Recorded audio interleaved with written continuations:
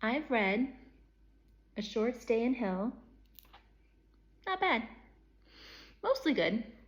There was one thing I thought was heavy-handed, which wasn't fond of, which took me out of the story a few times.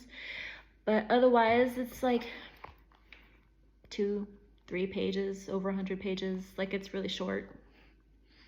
So, but otherwise, yeah, it was an interesting read. It kind of starts off like reading Douglas Adams, if you like that humor. That was there, which I appreciated.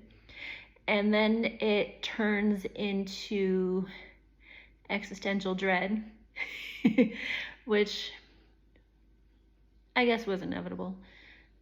But the premise of the story is that apparently Zoroastrianism was the correct religion and everyone else goes to hell. They each have their own individual hell that they go to, and the main character in this story, Mormon, ends up going to the biggest library ever. All of us readers are gonna be like, sweet. You would think, right?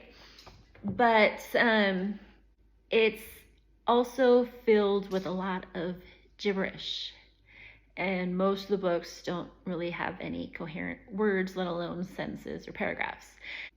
So the whole thing is that it's meant to be temporary, and the way to get out is to find the book with your whole life in it accurately.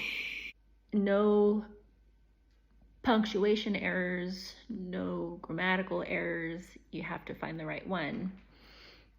And this is the most immense library ever to exist because, of course, it's not like physical, I guess you could say.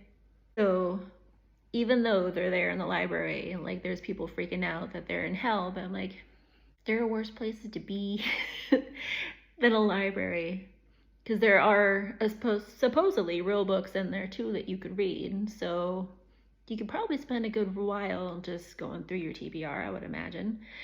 But also you're finding a lot of gibberish too. So there's that. But then eventually, the longer you're there, everything tends to lose meaning anyway. And it